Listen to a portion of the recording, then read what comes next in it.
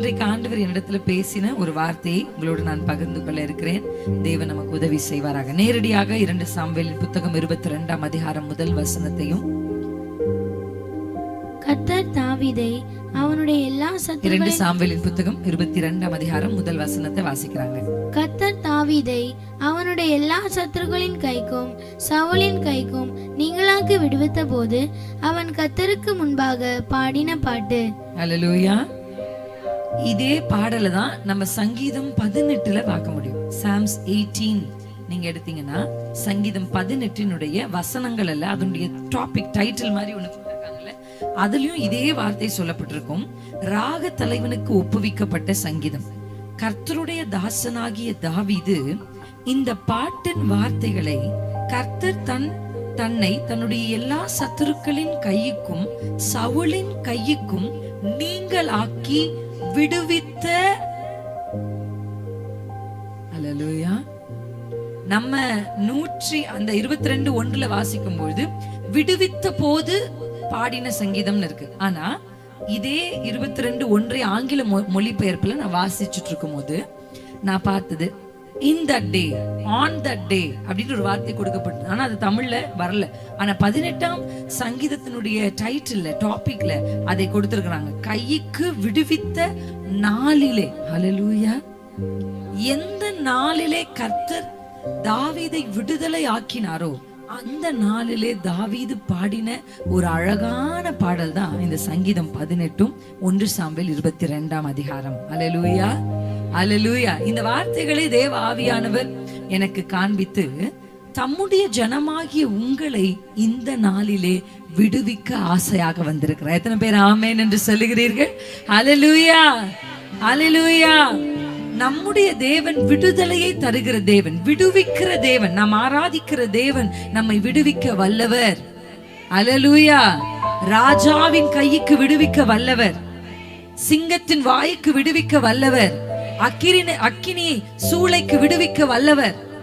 ஆமென். நம்முடைய ஆண்டவர் தாவீதுடைய வாழ்க்கையில செய்த ஒரு நாளை மார்க் பண்ணி அந்த நாள்ல தாவீது பாடுறார். எந்த நாள் அந்த நாள் அப்படின்னா அது தாவீதுடைய எல்லா சத்துருக்களுக்கும். விசேஷமாக 2 நபர்களை அங்க கொடுக்கப்பட்டிருக்கு. ஒன்று யார்? சவுல். இரண்டாவது அல்லேலூயா பெலிஸ்தியர். நீங்க அந்த இடத்துல வாசிக்கும் பொழுது சவுலின் கைக்கு கர்த்தர் என்ன செய்தாரா? விடுவித்தார். ஆமென். ரொம்ப நாளா தாவீது சவுலுக்கு பயந்து ஓடிக்கிட்டே இருக்கிறார். அவர் மேல அபிஷேகம் இருந்தது உண்மையா இல்லையா? அவர் அபிஷேகிக்கப்பட்ட மனுஷன். நல்லா புரிந்து கொள்ளணும். அபிஷேகம் ஆசீர்வாதங்களை மட்டும் அட்ராக்ட் பண்ணாது. அபிஷேகம் சிலருடைய பொறாமைய, ஆமாதானே, அவங்க மேல ஒரு ஸ்பெஷல் அனாயிட்டிங் இருக்கு அப்படின்னா சம்பந்தமே இல்லாம நம்ம மேல பொறாமப்படுவாங்க, சம்பந்தமே இல்லாம நம்மளை பத்தி தவறா பேசுவாங்க. பாத்திருக்கீங்களா? நமக்கும் அவங்களுக்கும் சம்பந்தமே இருக்காது. நம்ம அவங்க கூட எந்த ஒரு வாக்குவாதத்திலும் ஈடுபட்டு இருக்க மாட்டோம். நம்முடைய வாழ்க்கைக்கும் அவங்க வாழ்க்கைக்கும் எந்த ஒரு கனெக்ஷனுமே இருக்காது.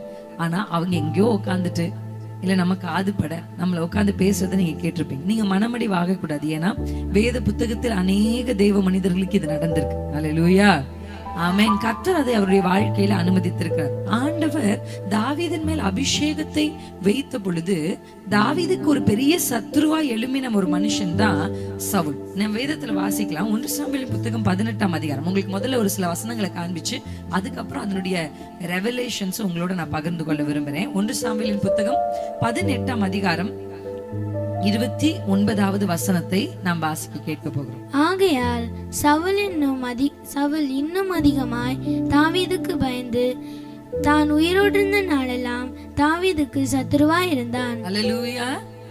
தாவீதுக்கு சவுல் எப்படி இருந்தான்னு வேதம் சொல்லுதுன்னா சத்துருவாய் இருந்தான். அவன் உயிரோடு இருந்த நாளெல்லாம், எல்லா நாளுமே அவன் எப்படிதான் இருந்தான்னா தாவீதை பகைத்து கொண்டு சத்ருவாவே அவரோட போராடி கொண்டு அவரை துரத்திட்டு அவரை அழிப்பதற்கான எல்லா முயற்சிகளையும் என்ன செய்துட்டே இருந்தாரு சவுல். அல்லேலூயா. ஆனா இன்னைக்கு அருமையான பாஸ்டர் வர்ஷிப் பண்ணும்போது ஒரு வார்த்தை சொன்னாங்க. அது வாசல் வரைக்கும் வந்துச்சு, ஆனா வரல. இம்மட்டும் வா, மிஞ்சி வராதே என்று கடலுக்கு கட்டளை கொடுத்த தேவன் மனிதர்கள் நமக்கு விரோதமாக எழும்புவதற்கு கர்த்தர் அனுமதிக்கிறார். ஆனா கை போடுவதற்கு அனுமதிப்பது இல்லை. அல்லேலூயா, அல்லேலூயா. அந்த எதிர்ப்புகள் தான் நம்மளை வளர வச்சுச்சு. அந்த எதிர்ப்புகள் தான் நம்மளை கர்த்தரை அதிகமாய் நம்ப வைத்தது. அந்த எதிர்ப்புகள் தான் நம்மளை கொஞ்சம் ஜெப அறைக்குள்ள தள்ளுச்சு. அல்லேலூயா. அப்படி மனிதர்கள் எழும்பினதுனாலதான் தாவீது இன்னும் அதிகமா தேவனை என்ன செய்ய ஆரம்பிச்சார்னா ருசிக்க ஆரம்பித்தார். அல்லேலூயா. தாவீது சந்தித்த சத்துருக்களிலே ஒரு தலை சிறந்த சத்துரு யாருன்னா பெலிஸ்தியர்கள் தான். நான் உங்களுக்கு ஒரு சில வசனங்களை 2 சாமுவேலின் புத்தகம் 21ஆம் அதிகாரத்துல உங்களுக்கு நான் காண்பிக்க விரும்புறேன். ஏன்னா அந்த வார்த்தைகள் ரொம்ப முக்கியமானது. 2 சாமுவேலின் புத்தகம் 21ஆம் அதிகாரம் 15ஆம் வசனத்திலே, பின்பு பெலிஸ்தியர் இஸ்ரவேலின் மேல் யுத்தம் செய்தார்கள். அல்லேலூயா, அல்லேலூயா. வாசிக்கலாமா அந்த வசனத்தை? பின்பு பெலிஸ்தியர் இஸ்ரவேல் மேல் யுத்தம் செய்தார்கள். அப்பொழுது தாவீதும் அவனோடே கூட அவன் சேவகரும் போய் பெலிஸ்தரோடு யுத்தம் பண்ணினார்கள். தாவீது விடாய்த்து போனான். அல்லேலூயா. தாவீது விடாய்த்து போனான். எந்த பெரிய யுத்த வீரனா இருந்தாலும் தொடர்ச்சியான யுத்தங்கள் வாழ்க்கையில நடக்கும்போது அவர் எப்படி ஆயிட்டார்னா பயங்கர டயர்ட் ஆயிட்டார். நீங்க வீட்டுல போய் பைபிள் வாசிச்சு இந்த அதிகாரத்தை நீங்க முழுவதும் படிக்கணும். ஏன்னா நீங்க படிக்காத, உங்களுக்கு தெரியாத நிறைய இன்ட்ரெஸ்டிங்கான மனிதர்களுடைய செயல்பாடுகள் இந்த அதிகாரத்துக்குள்ள ஒளிஞ்சிருக்கு. எத்தனை பேர் படிப்பேன்னு சொல்றீங்க? அல்லேலூயா, ஆமென். நீங்க வீடுகளில் போய் இந்த வசனங்களை படித்து பார்க்கும்போது இந்த அதிகாரத்தை, ஏன்னா எனக்கு அதெல்லாம் விளக்கி சொல்ல நேரம் இல்லை, ஆனா நீங்க இந்த அதிகாரத்தை படிக்கும் பொழுது நிறைய புதிய நபர்களுடைய பெயர்களை, அவர்களுடைய செயல்பாடுகளை, அவங்க எப்படி சத்துருவை ஜெயித்தாங்க அப்படின்றதையும் நீங்க ரொம்ப அழகா அந்த புத்தகத்துல படிக்க முடியும். அல்லேலூயா. இப்ப யுத்தம் நடந்து கொண்டே இருக்கு. ஏன்னா ஒரு டைம் நடந்து யுத்தம் முடிஞ்சிச்சுன்னா கிடையாது. இது யுத்தம் என்ன பண்ணிட்டே இருக்கு. பெலிஸ்தியர்கள் யுத்தம் பண்ணிக்கொண்டே இருக்கிறார்கள். இவரும் ட்ரை பண்றாரு. ஆனா ஒரு கட்டத்துல என்ன சொல்லுதுன்னா அவர் விடாய்த்து போனார். அல்லேலூயா. நீங்க வேத புத்தகத்துல மிகுந்த பலவான் அப்படின்னு அவங்க கிட்ட ஒருத்தர் சொன்னா யாரு நீங்க சொல்வீங்க? ரொம்ப ஸ்ட்ராங்கான ஒரு பர்சன் நீங்க பார்த்ததுல பைபிள்ல ரொம்ப பலவான் சிம்சோன். கரெக்டா இல்லைங்களா? சிம்சோனை குறித்து வேதம் சொல்லுகிறது, சிம்சோன் ஒரு கழுதையின் தாடை எலும்பை வைத்து 1000 பேரை கொன்றான். அப்படித்தானே பைபிள் இருக்கு. அல்லேலூயா. நல்லா புரிந்து கொள்ளுங்கள். அபிஷேகம் உங்கள் மேல இருந்தா உங்க கையில என்ன இருக்குன்றது முக்கியமே இல்லை. உங்க பையில என்ன இருக்குன்றது முக்கியமே இல்லை. உங்க கூட யார் இருக்கான்றது முக்கியமே இல்லை. ஒரு மனிதனின் மேல் அபிஷேகம் இருந்தால் அந்த மனிதனை கொண்டு, சாதாரணமான அந்த மனிதனை கொண்டு அசாத்தியங்களை ஆண்டவர் செய்வார். அல்லேலூயா. நம்முடைய ஆண்டவருக்கு அதற்கான பவர் இருக்கு, அதுக்கான வல்லமை இருக்கு. எத்தனை பேர் நம்புறீங்க? அல்லேலூயா. இப்படி அவர் 1000 பேரை கொன்று முடித்த உடனே வேதம் சொல்லுகிறது அவன் விடாய்த்து போயிட்டான். ஆமென்.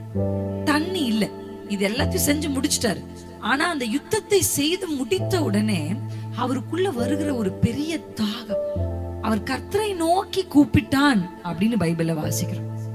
அவன் தேவனை நோக்கி கூப்பிட்டு, ஆண்டவரே இப்படி என் கையினால இவ்வளவு பெரிய விடுதலை, இவ்வளவு பெரிய ரட்சிப்பை நீ செய்திருக்க, இப்ப நான் தண்ணி இல்லாம சாகணுமா, என்னை காப்பாத்துங்க அப்படின்னு அவர் கூப்பிட்ட போது கர்த்தர் அவருக்காக என்ன கோர். எத்தனை பேருக்கு அந்த பாட்டு தெரியும்? சிம்சோனுக்காக தான் அதை கர்த்தர் திறந்தார். ஆமென். அல்லேலூயா. அதை கர்த்தர் திறந்து அவன் தாகத்தை தீர்த்தார். ஆமென். நம்முடைய வாழ்க்கையிலும் நான் தேவனிடத்துல ஒரு விஷயத்த உங்களுக்காக விசாரிச்சுட்டே இருக்கேன். என்னுடைய ஜெபத்துல நான் செய்யற ரொம்ப அதிகமாய் நான் செய்கிற ஜெபத்துல ஒன் பார்ட் ஆஃப் பிரேயர் என்னன்னா, நான் ஆண்டவருடைய சமூகத்துல எல்லாவற்றையும் கொண்டு போய் விசாரிப்பேன். ஆமென். பெத்தேல் சர்ச்சை கொண்டு போய் ஆண்டவருக்கு முன்னாடி நிறுத்தி, இவர்களுக்கு என்ன தேவை? எனக்கு வசனம் தெரியும். நான் என்னுடைய டேப்ல நிறைய பிரசங்க குறிப்புகளை எழுதி வச்சிருக்கேன். நிறைய பிரசங்க குறிப்புகளை எழுதி வச்சிருக்கேன். எனக்கு தெரிஞ்சதெல்லாம் அடிச்சு விடுறதுக்கு நான் இங்க வரல. எனக்கு தெரிந்த வசனங்கள் எல்லாம் பியூட்டிஃபுல்லா உங்களுக்கு முன்னாடி பிரசன்ட் பண்றதுக்கு நான் வரல. உங்களுக்கு என்ன தேவை? அல்லேலூயா. அதை ஆண்டவருடைய எந்த எல்லைக்கு போனாலும், நானும் என்னுடைய கணவருக்கும் ஒரு பழக்கம், எந்த எல்லைக்கு நாங்க போனாலும் அந்த எல்லைக்குள்ள எங்க கார் வரும்போதே நாங்க ஸ்தோத்திரம் பண்ணி அந்நிய பாஷை பேச ஆரம்பிச்சிருவோம். அல்லேலூயா. இந்த எல்லையில கர்த்தருடைய செயல்பாடுகள் நடப்பதற்கு எது தடையா இருக்கோ அங்கேயே அந்த எல்லைக்குள்ள நுழையும் போதே, அல்லேலூயா, இந்த டெரிட்டரிக்குள்ள நாங்க வரும்போதே கணவர் சொல்லிட்டார். அவர் கரெக்டா சொல்லுவார், டெரிட்டரிக்குள்ள வந்துட்டோம், அந்நிய பாஷை பேசுவோம், ஜெபம் பண்ணுவோம், ஸ்தோத்திரம் பண்ணுவோம் அப்படின்னு சொல்லுவார். அவர் சொன்ன உடனே நாங்க என்ன செய்வோம்னா சேர்ந்து அந்த எல்லைகளுக்காக ஜெபிக்கிறது எங்களுடைய வழக்கம். அப்படிதான் தேவ கிருபையினால இத்தனை எல்லைகளுக்கு கொண்டு போய் கர்த்தர் ஊழியத்தை நிறைவேற்ற உதவி செய்கிறார். அலட்சியமாய் ஊழியம் செய்ய நான் வரல. உங்களுக்கு என்ன தேவை, இந்த திருச்சபைக்கு என்ன தேவை, இந்த திருச்சபையில என்ன நடக்குது, ஜனங்களுடைய வாழ்க்கையில என்ன நடக்குது. சில விஷயங்களை ஜனங்கள் வெளிப்படையா சொல்லுவாங்க, ஆனா ஒரு சில விஷயத்த சொல்ல மாட்டாங்க. அல்லேலூயா. மறைவிடத்துல உங்களுடைய ராஜாமங்கள்ல லைட்லாம் ஆஃப் பண்ணதுக்கு அப்புறம் யாருக்கும் தெரியாம நீங்கள் வடிக்கிற கண்ணீரை கர்த்தர் காண்கிறார். அல்லேலூயா, அல்லேலூயா. அப்படி ஆண்டவரிடத்தில் நான் விசாரித்த பொழுது கர்த்தர் எனக்கு காண்பித்த வசனம் தான், என் ஜனங்கள் தொடர்ச்சியான யுத்தத்தினால் விடாய்த்து போயிருக்கிறார்கள். அல்லேலூயா, அல்லேலூயா. நீங்க சோர்ந்து போய், நீங்க ஒரு டைம் நீங்க ரொம்ப ஸ்ட்ராங்கா இருந்த பர்சன் தான், நீங்க ரொம்ப பலமா இருந்தவங்க தான், நல்லா ஜெபிச்சவங்க தான். காலையில நான் மார்னிங் செஷன்ல கொஞ்சம் பேசிட்டேன்னா கொஞ்சம் வருத்தமாயிருச்சு. ஆண்டவரே ஏதாவது தப்பா பேசிட்டேனா, ஜனங்க வருத்தப்பட்டாங்களா, அவங்க வருத்தப்பட்டிருப்பாங்களோ, அவங்கள ஹர்ட் பண்ணிட்டனோ அப்படின்னு அப்பா கிட்ட பேசிட்டு இருந்தேன் மதியம் உட்காந்து. அவங்கள ஹர்ட் பண்ணிட்டனோ, நீங்க பேசின வார்த்தைகளை அவங்களை காயப்படுத்திருந்தாலும் அது நல்ல காயமா இருக்கட்டும். அல்லேலூயா. எல்லா காயமும் கெட்ட காயம் இல்ல, பாத்திருக்கீங்களா? இருதயத்துல ஒரு அடைப்பு இருக்கு, அதுவும் 3 வெசல் அடைப்பா இருக்குன்னா அப்படியே இந்த என்ன சொல்லுவாங்க, பைபாஸ் பண்ணுவாங்க. அதுக்கு அந்த எலும்பு சொல்ல, அந்த ரிப்ஸ், ஆங்கிலத்துல தமிழ்ல எனக்கு தெரியல, இந்த ரிப்ஸ் வந்து ரெண்டா பிளப்பாங்க, விழா எலும்பு ரெண்டா பிளப்பாங்க. அதை பிளந்து அந்த இருதயத்தை வந்து உள்ள இருக்கிற ஆப்ரேஷன், அந்த மேல இருக்கிற அதெல்லாம் ஆப்ரேஷன் பண்ணி மறுபடியும் அதை வந்து ஒரு கம்பி வச்சு கட்டி மறுபடியும் அதை தோலை போட்டு அந்த தோலையும் கட்டி விடுவாங்க. இப்ப இந்த காயம் நல்ல காயமா கெட்ட காயமா? நல்ல காயம். இந்த காயத்து வலிக்குதேன்னு பார்த்தா உள்ள இல்லாம, புரியுதுங்களா? சில நேரத்துல கர்த்தர் நம்மளை காயப்படுத்துறது கூட ரொம்ப நல்லதுதான். நான் ஆண்டவர்கிட்ட சொல்லுவேன், என் கணவர் எனக்கு அந்த பாடத்தை கற்றுக் கொடுத்ததுனால, நான் ஏதாவது தவறான வழியில போறதா நீங்க பாத்தீங்கன்னா அடி போட்டு எனக்கு கொண்டு வந்துருங்கப்பா. வலிக்குதாலாம் நீ கவலைப்படாதீங்க, என்ன அப்படியே விட்டுறாதீங்க. நான் எப்பவுமே ஆண்டவர்கிட்ட ஜெபம் பண்ணுவேன், அப்படியே என்ன விட்டுறாதீங்க. அல்லேலூயா. நீங்கள் விடாய்த்து இருக்கிறதை தேவ ஆவியானவர் எனக்கு வெளிப்படுத்து. ஆமென். என் ஜனம் விடாய்த்து இருக்கு. ஒரு காலத்துல நல்லா ஜெபிச்ச சகோதரி, ஒரு காலத்துல அப்படி முழங்கால நின்று சிங்கத்தை போல கெர்ஜித்த ஜனங்கள், ஆனா இப்ப உங்களால அதை செய்ய முடியல. ஏன்னா நீங்கள் விடாய்த்து போனீங்க. ஏன்னா தாவீது வசனம் சொல்லுது, அவர் யுத்தத்துல, பைபிள்ல இருக்கு, அது இங்கிலீஷ்ல எனக்கு தெரியும், அவர் எப்படின்னா எக்ஸ்பர்ட் இன் வார்ஸ். எக்ஸ்பர்ட், அவர் யுத்தத்துல அவர் எக்ஸ்பர்ட் அப்படின்னு பைபிள் எழுதியிருக்கு. பைபிள்ல ரெக்கார்ட் பண்ணுது. சும்மா ஆர்டினரி ஒரு வார்மேன், அவர் ஒரு யுத்த புருஷன் கிடையாது. அவர் வந்து முதல்ல அவனுடைய யுத்த புருஷன். எப்படி சவுலுக்கு முன்னாடி தாவீதை இன்ட்ரோடியூஸ் பண்ணும் பொழுது எப்படி இன்ட்ரோடியூஸ் பண்ணாங்கன்னா, அவன் ஒரு யுத்த புருஷன், அப்படிதானே? Is a man of war அப்படின்னு ஆங்கிலத்துல இருக்கு. நான் ஏன் இங்கிலீஷ்ல சொல்றேன்னு தெரியுமா? இந்த குட்டி பிள்ளைங்க எல்லாம் எழுதுறதுக்காக தான். உங்களுக்கு ஆங்கிலம் தெரியும்? எத்தனை பேருக்கு இங்க ஆங்கிலத்துல எழுத படிக்க தெரியும்? கை தூக்கி காமிங்க. குட்டீஸ் எல்லாம், குட்டீஸ், யூத்ஸ், உங்களை எல்லாம் படிக்க வைக்கிறது எதுக்குன்னா இத படிக்கதான். இத படிக்காம எதை படிச்சாலும் வேஸ்ட். ஆங்கில நீங்க பிள்ளைகளுக்கு வாங்கி கொடுக்கணும், ஒரு ஆங்கில பைபிள் வாங்கி கொடுங்க. நான் எல்லா இடத்துலயும் அதை சொல்லுவேன், இங்கிலீஷ் பைபிள் பிள்ளைகளுக்கு வாங்கி கொடுங்க. NIV நான் ரெக்கமெண்ட் பண்ண மாட்டேன். NLTன்னு ஒரு டிரான்ஸ்லேஷன் இருக்கு, அது ரொம்ப நல்லா இருக்கும். ESVன்னு ஒரு டிரான்ஸ்லேஷன் இருக்கு, அது ரொம்ப நல்லா இருக்கும். அதெல்லாம் நீங்க என்ன பண்ணலாம்னா ட்ரை பண்ணலாம். ஓகே, எத்தனை பேர் சேவிங்? KJV, NKJV இதெல்லாம் நல்லா இருக்கும். அப்ப நீங்க என்ன பண்ணுங்க, பிள்ளைகளுக்கு அதை வாங்கி கொடுங்க. இதெல்லாம் உங்களுக்கு பிள்ளைகளுக்கு நான் சொல்றேன், நீங்க அதெல்லாம் எழுதி வச்சுக்கிறதுக்காக. Okay, is a man of war. முதல்ல வேதத்தை துவங்கும் பொழுதே அவன் ஆல்ரெடி யுத்த புருஷன் தான். ஆனா 2 சாமுவேலுக்கு வரும்போது he becomes an expert in war. எக்ஸ்பர்ட்னு சொல்லுவாங்கல்ல, பாத்திருக்கீங்களா? அந்த டாக்டர் ரொம்ப கை தேர்ந்த டாக்டர் அப்படி சொல்லுவாங்க, பாத்திருக்கீங்களா? அந்த என்ஜினியர் ரொம்ப கை தேர்ந்த மனுஷன், அவர் எதை செஞ்சாலும் சூப்பரா செய்வார். அப்படிதான் தாவீது யுத்தத்தில் எக்ஸ்பர்ட்டா இருக்கிறாரு. ஆனா இந்த 21ஆம் அதிகாரத்துல நம்ம வாசிக்கும் பொழுது 21ஆம் அதிகாரம் தாவீது விடாய்த்து போனதை நமக்கு காண்பிக்குது. ஆமென். விடாய்த்து, டயர்ட் ஆயிட்டாரு. ஏன்னா ஒரு யுத்தம் செய்து இளைப்பாறுதல் இல்ல அவருக்கு, யுத்தத்துக்கு மேல யுத்தம். ஒண்ணு முடிஞ்சிச்சுன்னு நினைக்கிறாங்க, அடுத்து இன்னொன்னு வந்து நிக்குது. ஓகே, இதுதான் இதை முடிச்சிட்டோம்னா நமக்கு முடிஞ்சதுன்னு நீங்க நினைக்கிறீங்க, ஆனா அடுத்து ஒண்ணு வந்து வெயிட் பண்ணுது. ஓகே, இதுக்கப்புறம் நம்ம கொஞ்சம் இளைப்பாறலாம் நீங்க நினைக்கும் பொழுதுதான் மற்றும் ஒரு பிரச்சனையை சத்ரு உங்களுக்கு முன்பாக கொண்டு வருகிறார். தொடர்ச்சியாய் பெலிஸ்தியர்கள் யுத்தம் பண்ணி கொண்டே இருந்தாங்க. ஏன்னா அந்த வசனத்தை நீங்க வாசிக்கும் பொழுது அந்த 21ஆம் அதிகாரத்தை 2 சாமுவேல் 21ஆம் அதிகாரம் நீங்க அதை நல்லா திருப்பி வைத்துக் கொள்ளுங்க. அதுல 18ஆம் வசனத்தினுடைய முதல் வார்த்தைகளை வாசிப்போம். அதற்கு பின்பு பெலிஸ்தரோட திரும்பவும் கோபிலே யுத்தம் நடந்தது. திரும்பவும் யுத்தம் நடந்தது. 19 வாசிப்போம். பெலிஸ்தரோடு இன்னும் வேறொரு யுத்தம், இன்னொரு யுத்தம் நடந்தது. அல்லேலூயா. எப்படி பைபிள் ரெக்கார்ட் பண்ணுது பாருங்க. திரும்பவும் யுத்தம் நடந்தது, இன்னொரு யுத்தம் நடந்தது. இப்படி என்ன நடந்துகிட்டே இருக்குன்னா யுத்தம் நடந்து கொண்டே இருக்கு. இந்த தொடர்ச்சியான யுத்தத்தினாலே தாவீது விடாய்த்து போனார். He became tired. He is vexed. இப்படிப்பட்ட ஒரு காலத்துல இந்த 21ஆம் அதிகாரத்தை நீங்கள் வாசித்து முடிக்கும் போது அவர் விடாய்த்து போயிட்டார், டயர்ட் ஆயிட்டார். அப்படி டயர்டா இருந்து சோர்ந்து போய் இதுக்கப்புறம் என்னால முடியாது, நானும் எவ்வளவு முயற்சி பண்ணி பார்த்துட்டேன் இந்த உறவை சேர்த்து வைப்பதற்காக, நானும் எவ்வளவோ முயற்சி பண்ணி பார்த்துட்டேன் இந்த குடும்பம் பிரியாமல் இருப்பதற்காக, நானும் எவ்வளவோ சகிச்சு பொறுத்து போய் பார்த்துட்டேன் இந்த சமுதாயத்திற்காக, பிள்ளைகளுக்காக. எவ்வளவு நான் ட்ரை பண்ணாலும் மேலும் மேலும் காயம், மேலும் மேலும் யுத்தம், மேலும் மேலும் வார்த்தைகள், மேலும் மேலும் அம்புகள் இப்படி வந்துகிட்டே இருக்கு. அப்ப ஒரு மனிதனுக்குள்ள என்ன நடக்குதுன்னா டயர்ட். அல்லேலூயா. ஆனா ஆண்டவர் இன்றைக்கு என்ன செய்ய போகிறார் தெரியுமா? கர்த்தர் உங்களை தூக்கி எடுக்க போகிறார். அல்லேலூயா, அல்லேலூயா. சோர்ந்து போய் நீங்கள் விழுந்து கிடந்தீங்கன்னா ஆண்டவர் உங்களுக்காக ஒரு நதியை, தாகம் தீர்க்கும் ஒரு நதியை, ஆமென், கர்த்தர் உங்களுக்கு தரப்போகிறார். எத்தனை பேர் நம்புறீங்க?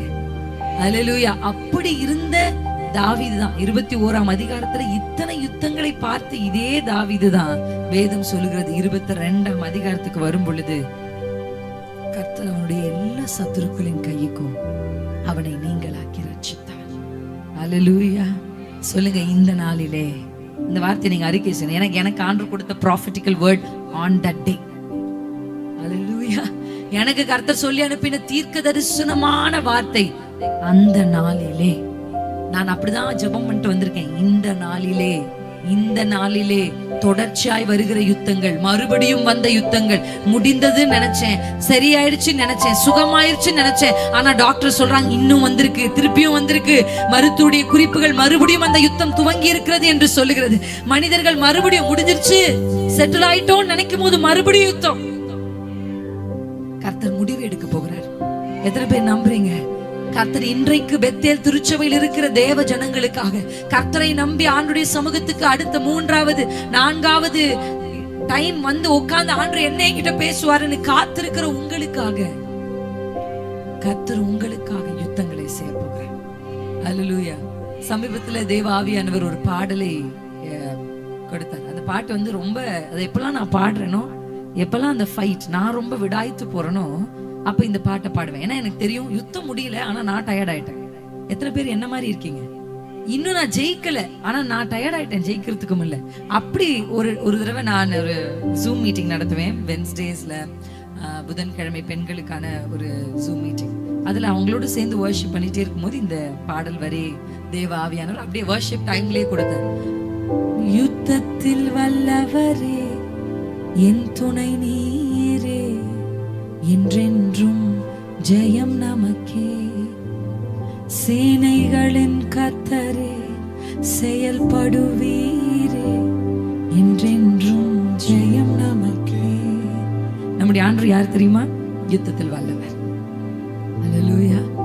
அந்த வரிகள் எப்படி இருக்கு பாரு. யுத்தத்தில் வல்லவரே என் துணை நீரே, அதனால எப்போதும் என் வாழ்க்கையில ஜெயம்தான். அது எப்படி அந்த வரிகள்? ஜெயம் எனக்கு இல்ல, ஜெயம் நமக்கு. அது உங்களுக்கு ஒரு வசனத்தை இதுக்கு ஆதாரமா உங்களுக்கு காண்பிக்க போகிறேன். அல்லேலூயா. நம்ம நல்ல கைகளை தட்டி நல்ல ஆவியில நிரம்பி. ஏன்னா 2வது வரி சொல்லுது சேனைகளின் கர்த்தர். சேனைகளின் கர்த்தர்னா உங்களுக்கு எப்படி புரியுதுன்னு எனக்கு தெரியல. தமிழ்ல படிக்கும் போது ஆங்கிலத்துல சொல்றேன், புரியுதான்னு பாருங்க. He is the Lord of armies. சேனைனா ஆர்மி.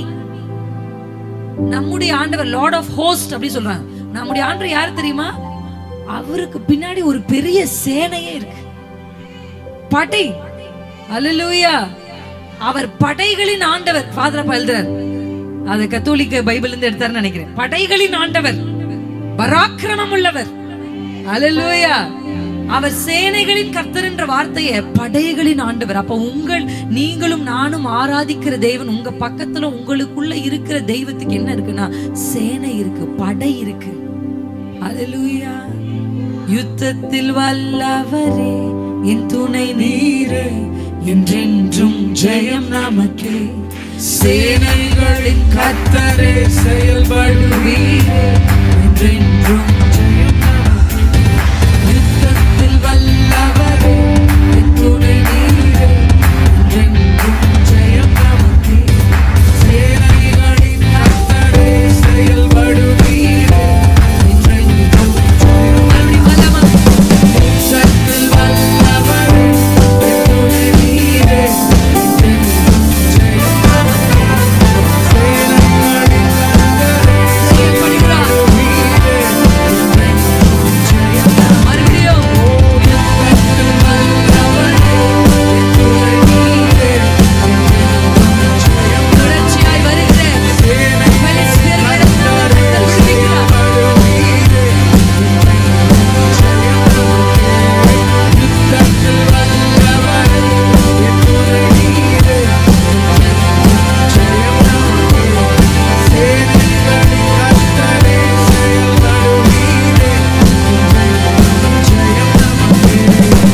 Hallelujah. Hallelujah. வெற்றி உண்டு. பாடலாமா அப்படி? எனக்கு தோல்வி இல்லை. மறுபடியும் Hallelujah. கர்த்தர் என்னுடைய சத்துருவின் கையினின்று என்னை விடுதலையாக்குவார். இந்த நாளிலே, இந்த நாளிலே ஜெயிப்பேன், ஜெயிப்பேன், ஜெயிப்பேன், ஜெயித்துக்கொண்டே இருப்பேன். ஜெயிப்பேன், ஜெயிப்பேன், ஜெயித்துக்கொண்டே இருப்பேன். துதிப்பேன், துதிப்பேன், துதிப்பேன், துதித்துக்கொண்டே இருப்பேன். அதனால ஜெயிப்பேன், ஜெயிப்பேன், கொஞ்சம் ஆவியில நிரம்பி துதிப்பேன், துதிப்பேன், துதித்துக்கொண்டே நான் ஜெயிப்பேன், ஜெயிப்பேன்.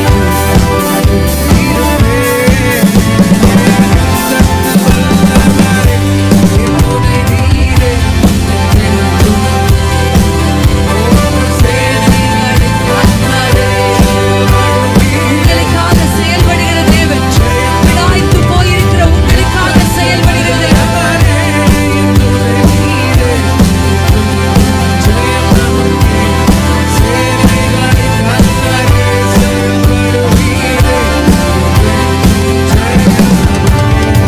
Hallelujah. Hallelujah. Amen. கர்த்தர் எத்தனை பெரிய 21ஆம் அதிகாரத்தில் நீங்க வாசித்த பொழுது ராட்சதர்கள் வந்தார்கள். டேவிட் டயர்ட் ஆயிட்டாரு அப்படின்னு உடனே அந்த வசனத்தை வாசிக்கலாமா? You see எப்படி சத்ரு செயல்படுகிறார் என்பது. Thank you அப்பா. டேவிட் டயர்ட் ஆயிட்டார். 21ஆம் அதிகாரம் 15ஆம் வசனத்திற்கு நீங்க வரும் பொழுது தாவீது விடாய்த்து போனான். 16ஆம் வசனத்திலே அப்பொழுது 300 சேக்கல் நிறை வெண்கலமான ஈட்டியை பிடிக்கிறவனும் புது பட்டயத்தை அறையிலே கட்டிக்கொண்டவனுமான இஸ்பிபெனோம் என்னும் ராட்சத புத்திரரில் ஒருவன் தாவீதை வெட்ட வேண்டும் என்றிருந்தான். தாவீதை இப்ப விடாய்த்து போன உடனே, நம்ம டயர்ட் ஆயிட்டோன்னு பிசாசு தெரிஞ்ச உடனே வெட்ட வேணும். ஹல்லேலூயா. அதனாலதான் அடிக்கடி தேவ சமூகத்திற்கு போய் உங்களை பலப்படுத்திக் கொள்ளுங்கள். ஏன் சொல்றோம்? நீங்க டயர்டா எப்ப இருக்கீங்க, நீங்க விடாய்த்து போய் எப்ப இருக்கீங்க, இதை சத்துரு கவனித்து எப்படி ஆகிலும் தாவீதை வெட்ட வேண்டும் என்று அவன் வருகிறான். ஆனால் தாவீதின் பட்சத்திலே சில யுத்த வீரர்கள் இருந்ததுனாலே தாவீதை அன்றைக்கு காப்பாற்றினார்கள். டேவிட் ரொம்ப டயர்ட் ஆயிட்டான். அல்லேலூயா, அல்லேலூயா, ஆமென்.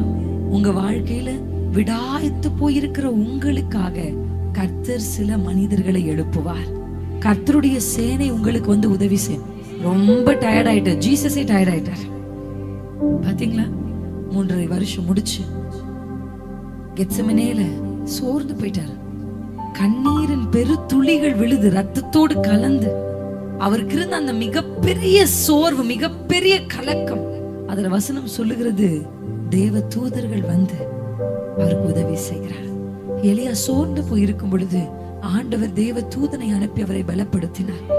பேதுரு சிறைச்சாலையில சோர்ந்து படுத்து தூங்கிட்டார். கர்த்தர் ஒரு தேவ தூதனை அனுப்பி அவனை தட்டி எழுப்பி வா, சிறைக்குள் இருக்க கர்த்தர் உன்னை அழைக்கவில்லை, வீதிகளில் நின்று இயேசுவினுடைய நாமத்தை பிரஸ்தாபப்படுத்துவதற்கு கர்த்தர் உன்னை அழைத்திருக்கிறார் என்று சொல்லி விடாய்த்து போய் சோர்ந்து போய் படுத்திருந்த பேதுருவை தட்டி எழுப்பி கொண்டு வந்து வீதியில் விட்ட அதே நல்ல தெய்வம் இன்றைக்கு ஆண்டுடைய பலன் உங்கள் மேல் இறங்க போகுது. ஆண்டு உங்களுக்காக பணிவிடை ஆவிகளை, தீர்க்க தரிசனமான வார்த்தை, உங்களுக்கான பணிவிடை ஆவிகளை கர்த்தர் உங்கள் வீடுகளுக்கு அனுப்ப போகிறார். உங்களுக்கு என்று உதவி செய்து உங்களை திடப்படுத்துகிற தேவ தூதர்களை கர்த்தர் உங்களுக்கு அனுப்ப போகிறார். கர்த்தருடைய வார்த்தை வந்து விழுந்து கிடக்கிற உங்களை தூக்கி எடுக்க போகிறது. அப்பமும் தண்ணீரும் மனிதனிடத்திலிருந்து அல்ல, விதவையினிடத்திலிருந்து அல்ல, தேவனிடத்திலிருந்தே, கர்த்தர் இடத்திலிருந்தே அப்பத்தையும் தண்ணீரையும் கொண்டு தேவ தூதன் உங்கள் வீடுகளுக்குள் இறங்கி வருவார். ஷபாலா கதரலே ஷேமதரா லிஹதரலோ ஷிகமதரமா. பலன் இருக்கும்போது கேரித் கிட்ட போனார், பலன் இருக்கும்போது விதவை கிட்ட போனார். ஆனா இவனுக்கு பலன் இல்லைன்னு உடனே அங்க போ இங்க போன்னு சொல்லல, தேடி வந்தார். தேடி நீ போ. அவன் பலன் இருக்கும்போது நான் சொன்ன இடத்துக்கெல்லாம் போனான். அவன் பலன் இருக்கும்போது நான் சொன்னதையெல்லாம் செய்தான். ஆனா இப்ப விடாய்த்து போயிருக்கிறார். தேவ தூதனை அனுப்பினார், கர்த்தர் அனுப்பினார். எத்தனை பேர் நம்புறீங்க? அல்லேலூயா. தேவனை சார்ந்து வாழ்கின்ற எனக்கு என்றும் விடுதலை. பாடும்போது இந்த விடுதலை எல்லாம் பாடும்போது நல்லா அழுத்தி பாடணும். பிசாசுக்கு சவால் விடணும். ஹே சூ அப்படின்னா நாய் போகாது. ஹே போ அப்படின்னா போகுமா? யாரும் நம்மள ஏதோ கூப்பிடுறாங்க போல, நம்மள கொஞ்சம் போறாங்க போல நினைக்கும். எந்த பாட்டை எப்படி பண்ணணும் இருக்குல்ல, பாடலாமா? தேவனை சார்ந்து வாழ்கின்ற எனக்கு என்று விடுதலை. தேவனை சார்ந்து வாழ்கின்ற எனக்கு விடுதலை. இந்த நாளிலே அவரது நாமம் அறிந்த எனக்கு அவரே அடைக்கலம். ஆத்துதலிருந்து காப்பாற்றி அடைக்கலம்.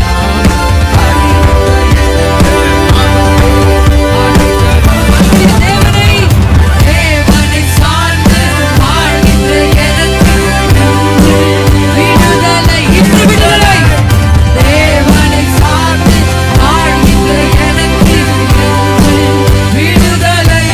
அவரது நாமம் அறிந்த எனக்கு அவரே அடைக்கலம். அவரது நாமம் அறிந்த எனக்கு அவரே அடைக்கலம். அல்லேலூயா. ஆனந்தமே. அல்லேலூயா. சபலகரமலோ. எல்லா சோர்வுகளையும் நீக்கி கர்த்தர் ஒரு ஜாய, ஒரு சந்தோஷத்தை விடாய்த்து போன தாவீதே துதி. ஈமரகலதரா.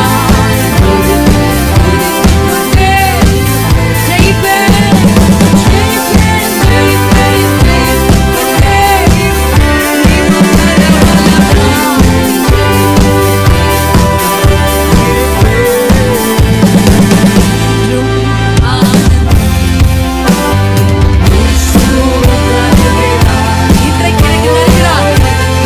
இயேசுவிடத்திலிருந்து ஒரு ஆனந்தம், இயேசுவிடத்திலிருந்து ஒரு ஜாய், இயேசுவிடத்திலிருந்து ஒரு நதி.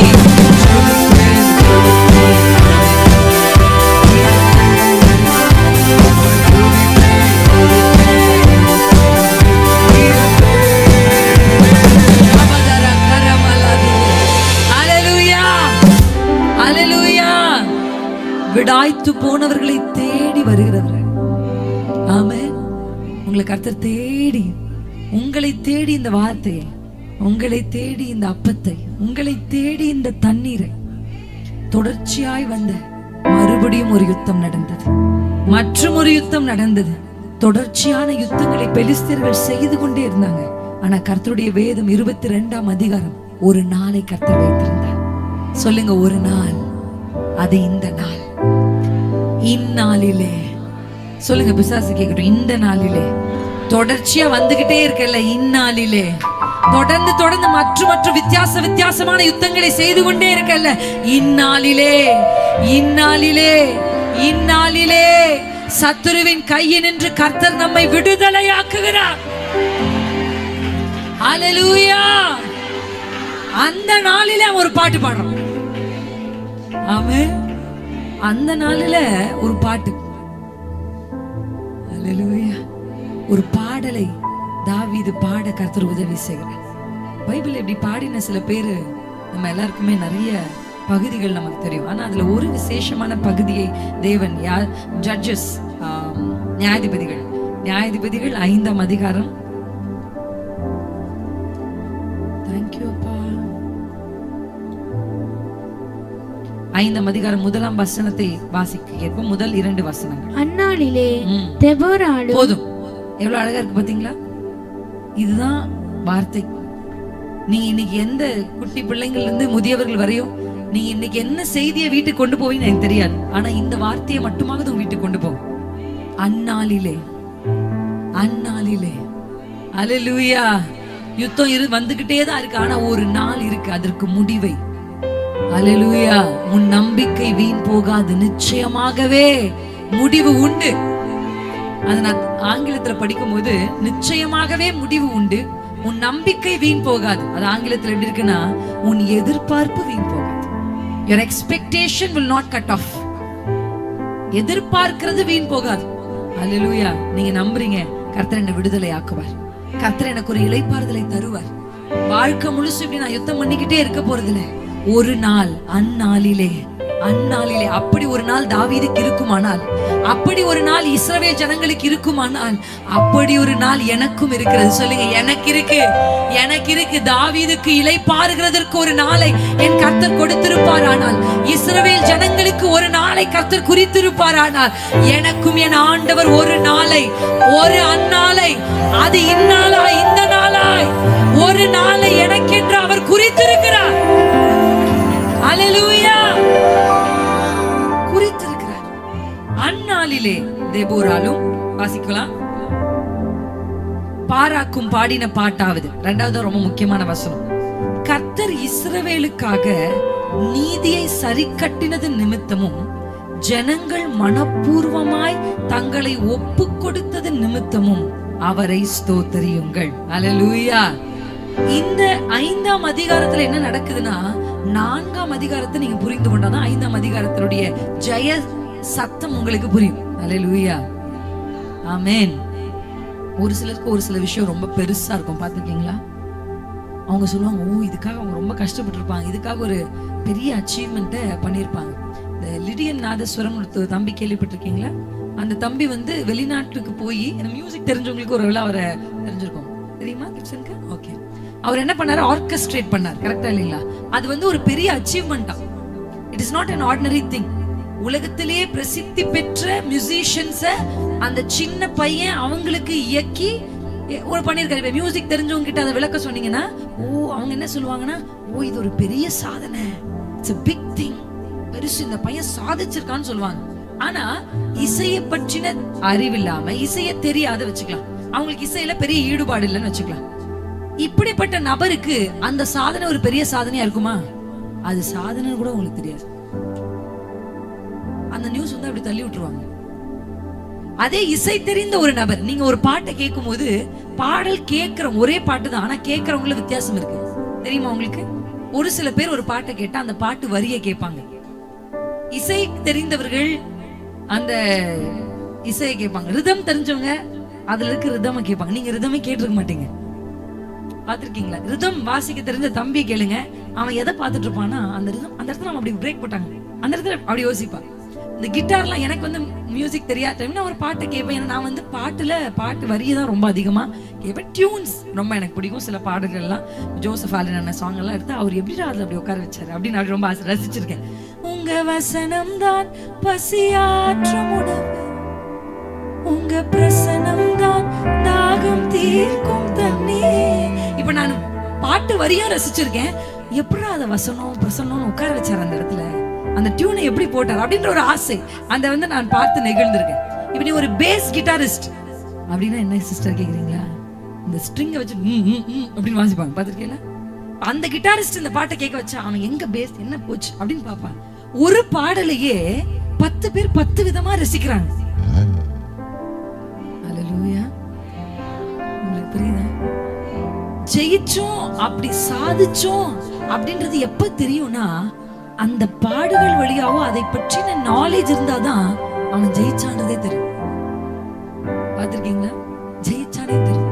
அதனால இப்ப 5ஆம் அதிகாரத்துல வர ஜெயப்பாடலை நீங்கள் புரிந்து கொள்ள அது எவ்வளவு முக்கியம்ன்றதை நீங்க புரிஞ்சுக்கணும்னா, 4ஆம் அதிகாரத்துல இஸ்ரவேல் ஜனங்க சந்தித்த சவாலை நீங்க தெரிஞ்சுக்கணும்.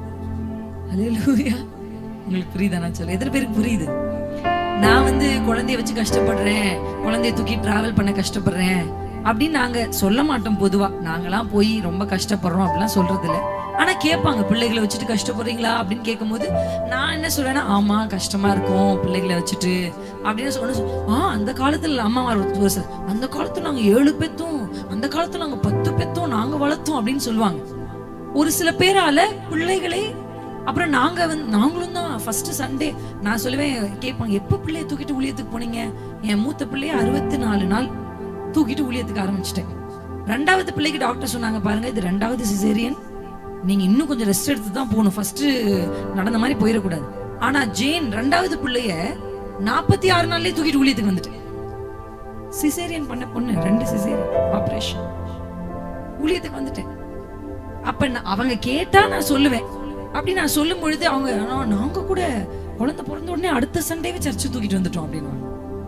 நானும் பிறந்த உடனே அந்த சண்டே சில பேர். ஆனா என் வயசுல என்ன போல ஒரு கை குழந்தை வச்சிருக்கிறவங்க பார்த்தா நான் அவங்களுக்கு விளக்கவே தேவையில்லை, இது கஷ்டம்ன்றத நான் சொல்லாமே அந்த பொண்ணு புரிஞ்சுக்கும். அல்லேலூயா. அந்த காலத்துல 7 பெத்து வளர்த்ததும் இந்த காலத்துல ஒத்த புள்ளைய வளர்க்கறதும் கஷ்டம். டைலாக் பேசாதீங்க. எங்க அம்மா சொல்லுவாங்க, நீ உட்கார வச்சா உட்கார்ந்த இடத்துல இருந்து எழமாட்டேன். என் பிள்ளை என்னால ஒரு நிமிஷம் உட்கார வைக்க முடியல, தூங்கும் போது மட்டும்தான் ஒரு இடத்துல இருக்கா. பாதி தாத்தா பாட்டிக்கு பிபி சுகர் வந்துருச்சு பேரன் பிறந்ததுக்கு அப்புறம். பேரன் பேத்தி பிறந்தாதான் ஆமாமா கரெக்டுமா, நான் 7 பிள்ளைய பெத்தேன், 7 பிள்ளைய பெத்ததும் இந்த ஒத்த பிள்ளைய பெத்ததும் ஒண்ணுதான்னு சொல்லுவாங்க. அந்த அளவுக்கு இப்ப பிள்ளைங்க துர்த்துரேன்னு இருக்கு. குர்குரே மாதிரி நான் துர்த்துரேன்னு தான் கூப்பிடுறது. அதெல்லாம் துர்த்துரே, செம்ம துர்த்துரேஸ் தான் இப்ப வருது. அது எப்படின்னு தெரியல. கர்த்தர் அந்த பவரை உள்ள வச்சு அனுப்புறாரு. அப்பெல்லாம் எனக்கெல்லாம் 20 வாட்ஸ் என்ன கொடுத்தாருன்னு தெரியல. ஆனா என் பிள்ளைக்கு அதிகமா கொடுத்துருக்காரு. அப்ப அடுத்தடுத்த ஜெனரேஷன் கொஞ்சம் ஃபயரா இருடா, ஏன்னா யுத்தம் பெருசா இருக்கு, நம்மள மாதிரி எப்படி இருந்தாலும் யுத்தத்துல ஜெயிக்க முடியாது. அவன் இவங்க சந்திக்கிற பேட்டில் ரொம்ப பெருசு.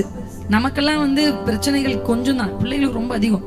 ஒரு காலம் வரப்போகுது நான் ஆனா நான் பெண்ணானே அவனை கேள்வி கேட்கிற அளவுக்கு வந்துருச்சு. இப்ப ஒரு ஆண் பெண் கல்யாணம் பண்ணுமா, ஏன் இப்படி பண்ணா தப்பு இல்லையான்னு கேட்கிற காலம் அவங்களுக்கு வந்துருச்சு.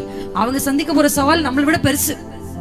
அதனால அதுக்கேத்த மாதிரி ஒரு பீஸ் உள்ள வச்சு அமைச்சிருக்காரு போல இருக்க ஆண்டவர். அல்லேலூயா. அப்ப நம்ம சொல்லாமையே ஒருத்தர் நம்மளை புரிந்து கொள்றது எப்படின்னா, அவங்க அதன் வழியா கடந்து போயிருப்பாங்க. ஒருத்தர் பல்லு புடுங்கின ஐயாக்கு தான் பல்லு வலி வந்தவங்களுடைய வழி தெரியும். ஆமா சார் கஷ்டம் சார். கிட்னி ஸ்டோன் வலி யாருக்கு அனுபவிச்சிருக்கீங்க தெரியல எனக்கு. அனுபவிச்சவங்களுக்கு தான் அதோடைய வலி தெரியும். பிரசவ வலி மாதிரி வலி கொண்டுவாங்க. உங்களுக்கு புரியுதா? எத்தனை பேருக்கு புரியுது? அப்பதான் அதை அனுபவிச்சு வெளியே வந்தவங்க சொல்லுவாங்க, ஓ பெரிய அற்புதம், பெரிய அற்புதம். உங்களுக்கு புரியுதா? அப்பதான் இந்த அதிகாரத்துல 5ஆம் அதிகாரத்தினுடைய ஜெய சத்தத்தினுடைய அந்த பவர், அந்த விளைவு உங்களுக்கு தெரியணும்னா 4ஆம் அதிகாரத்துல அவங்க சந்தித்த சவால் உங்களுக்கு தெரியும். ஏன்னா நியாயாதிபதிகள் 4ஆம் அதிகாரம் 3ஆம் வசனத்திலே அவனுக்கு 2ஆம் வசனத்தை வாசிப்போம். அவன் ஆகையால் கர்த்தர் அவர்களை ஆத்சோரில் ஆளுகிற யாபீன் என்னும் கானானியருடைய ராஜாவின் கையிலே விற்று போட்டார். அவனுடைய சேனாதிபதிக்கு சிசெரா என்று பெயர். அவன் புறஜாதிகளுடைய பட்டணமாகிய ஆரோசிலே குடியிருந்தான். அவனுக்கு 900 இருபுரதங்கள் இருந்தது. அவன் இஸ்ரவேல் புத்திரரை 20 வருஷம் கொடுமையாய் ஒடுக்கினான். இஸ்ரவேல் புத்திரர் கர்த்தரை நோக்கி முறையிட்டார்கள். அல்லேலூயா. அவன் என்ன செய்தான்? சிசெரா என்கிற மனுஷன் என்ன செய்தான்னு பைபிள் சொல்லுதுன்னா, 1-2 வருஷம் இல்ல அந்த போராட்டம், 20 வருஷம். நம்ம வேத புத்தகத்துல இஸ்ரவேலை குறித்து வாசிக்கும் பொழுது அவர்களை எகிப்தியர்கள் ஒடுக்கினார்கள் இருக்கு. ஆனா இங்க நம்ம வாசிக்கிறோம் கொடுமையாய் ஒடுக்கினார்கள். அல்லேலூயா. கொடுமையாய் ஒடுக்கினார்கள். ஆனா இந்த ஒடுக்குதலில் இருந்து கர்த்தருக்கு ஒரு பெரிய ஜெயத்தை தருகிறார், ஒரு பெரிய விக்டரி. அந்த ஜெயத்தை அவர்கள் அடைந்ததற்கு பின்பாகத்தான் 20 வருஷ கொடுமை அந்நாளிலே அவர்களுக்கு முடிவு வந்தது. அதனாலதான் இந்த 4ஆம் அதிகாரத்தை நீங்க வாசிச்சாதான் 5ஆம் அதிகாரத்தினுடைய முதல் வசனம் அந்நாளிலே, அது ஒன்னும் சாதாரண நாள் இல்ல சார், 20 வருஷ கொடுமை முடிந்த நாள், 20 வருஷ ஒடுக்குதல் முடிந்த நாள், 20 வருஷ இவருடைய பிரயாசங்கள் திருடப்பட்ட அந்த நிலைமையிலிருந்து மீட்ட அந்த நாளிலே. அல்லேலூயா. நம்ம அப்பொழுது வேதத்துல வாசிக்கும் பொழுது, ஆதலால்னு வாசிக்கும் பொழுது நம்ம அது ரொம்ப கிராண்டடா எடுத்துக்குவோம். ஆனா அதுக்கு முந்தைய வசனத்தை எப்பவுமே வாசிக்கணும். அப்பொழுதுன்னு பைபிள்ல வந்தா எப்பொழுதுன்னு பைபிளை பார்த்து கேள்வி கேளுங்க. ஆதலால்னு பைபிள்ல வந்தா ஏன், எதனால்னு பைபிளை பார்த்து கேள்வி கேளுங்க. ஏன் அப்படி எழுதியிருக்கு அந்த இடத்துல, ஏன் அந்த வார்த்தை வருது? நீங்க வேதத்துக்கிட்ட கேள்வி கேட்டு பாருங்க, வேதம் அழகாய் உங்களுக்கு பதில் சொல்லும். அல்லேலூயா. இந்த வேதம் ஜீவன் உள்ளது. அந்நாளினேனா என்னால்னா 20 வருடத்தினுடைய உபத்திரவம் முடிந்த நாள். இயேசுவின் நாமத்தினாலே வருட கணக்குல சில போராட்டத்தை சந்தித்துக் கொண்டிருக்கிற உங்களுக்கு அந்த நாள் இந்த நாளா இருக்கட்டும், அந்த நாள் இந்த நாளா இருக்கட்டும். இந்த நாளிலே கர்த்தர் உங்களுடைய வாயிலே ஒரு புது பாட்டை தந்து, அல்லேலூயா, கர்த்தரை துதிக்கிற துதி பாடல்களை புலம்பிக் கொண்டிருந்த, முறுமுறுத்துக் கொண்டிருந்த எங்க தேவன் முற்பிதாக்களுக்கு அற்புதங்களை செய்திருக்கிறாரே, அவர் எங்கன்னு கேள்வி கேட்ட காலங்கள் எல்லாம் முடிவுக்கு வந்து கர்த்தர் ஒரு துதியின் பாடலை துணிக்க பண்ணுவாராக. ஒரு பெரிய ஜெயத்தை கர்த்தர் கொடுத்தார். அவனிடத்துல 900 இருப்பு ரதங்கள் இருந்தது. ஆனா இந்த 900 இருப்பு ரதங்களை உடைய மனிதனை கர்த்தர் ஜெயிக்கும்படி உதவி செய்தார். அல்லேலூயா. இந்த ஜெயத்திற்கு நமக்கு எல்லாருக்கும் நல்லா தெரியும் இந்த பகுதி. இந்த ஜெயத்துக்கு ஒரு பெரிய காரணம் தெபோரா. ஆமென். தீர்க்கதரிசிகள்ல வித்தியாசங்கள் உண்டு. ஒரு சில தீர்க்கதரிசிகள் விஷன்ஸ் பார்ப்பாங்க. அவங்க விஷனரிஸ். அவங்கள எப்படி சொல்றாங்கன்னா ஷீர் அப்படின்னு சொல்றாங்க, SEER. அவங்க என்ன பண்ணுவாங்கன்னா விஷன்ஸ் பார்ப்பாங்க. நீங்க எசேக்கியேல பாத்தீங்கன்னா, புத்தகத்தை வாசிச்சுட்டே வந்தீங்கன்னா நிறைய தரிசனங்களை பார்ப்பாங்க. ஆனா ஒரு சில தீர்க்க தரிசனம் இருப்பாங்க, அவங்க பார்க்க மாட்டாங்க, பேசுவாங்க. எத்தனை பேருக்கு புரியுது?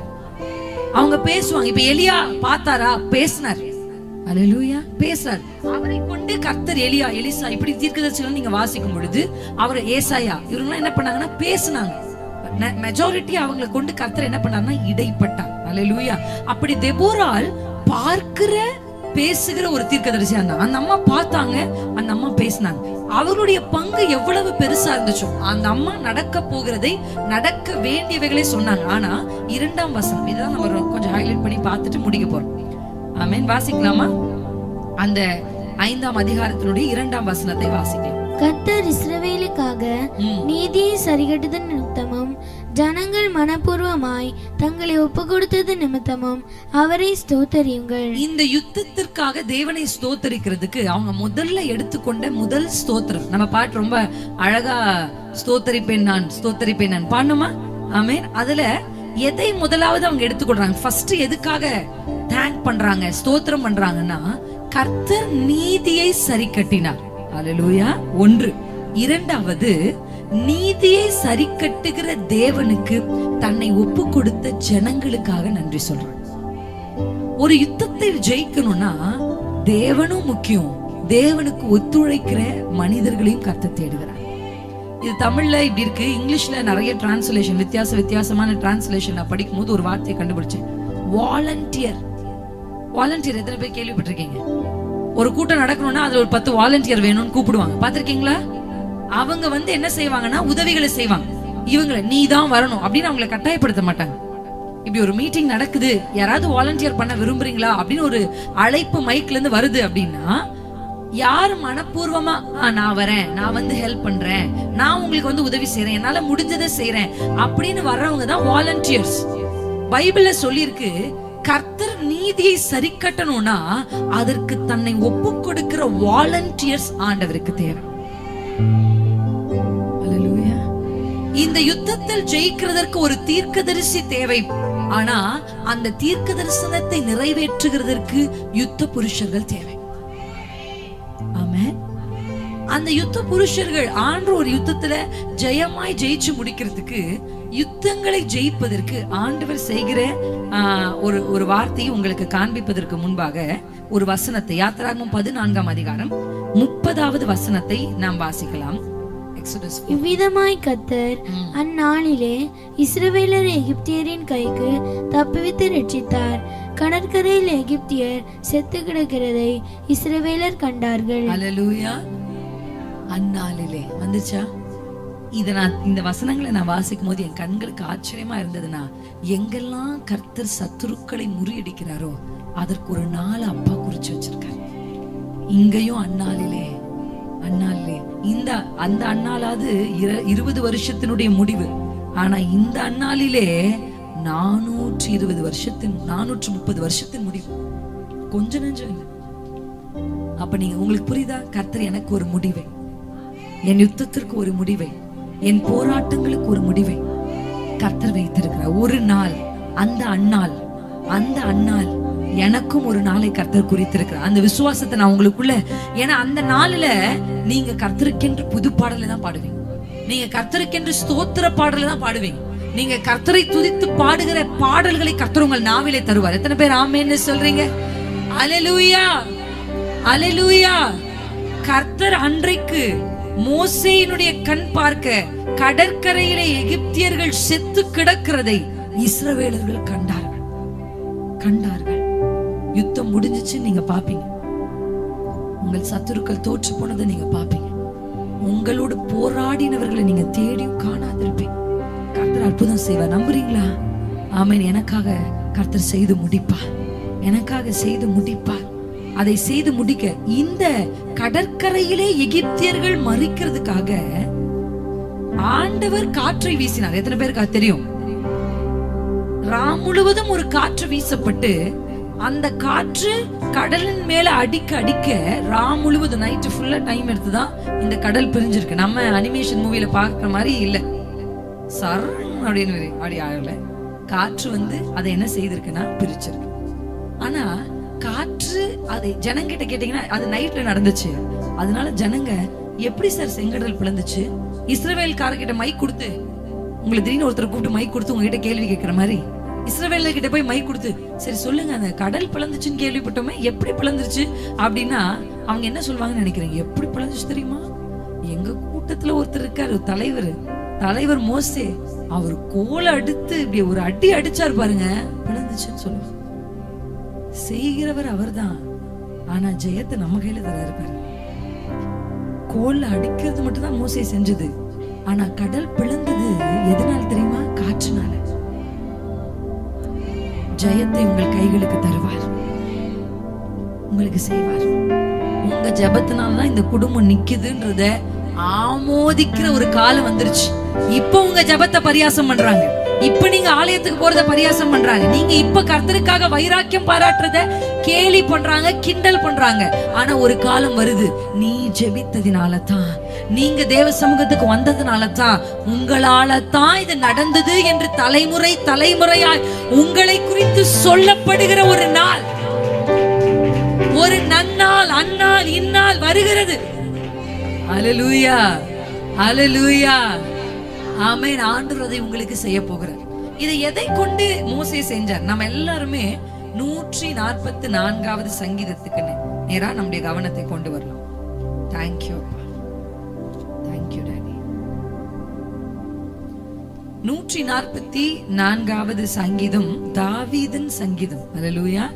தாவீது சொல்ற முதல் வசனம் என்னன்னா, என் கைகளை போருக்கும் என் விரல்களை யுத்தத்திற்கும் படிப்பிக்கிற என் கண்மலையாகிய கர்த்தருக்கு ஸ்தோத்திரம். அல்லேலூயா. அவர் முதல்ல ஸ்தோத்திரம் பண்றார் இந்த சங்கீதத்துல. என்னன்னா, என் கைகளை போருக்கும் என் விரல்களை யுத்தத்திற்கும், வெண்கல வில் என் கையினால் வளைகிறது தாவீது எழுதுறார்.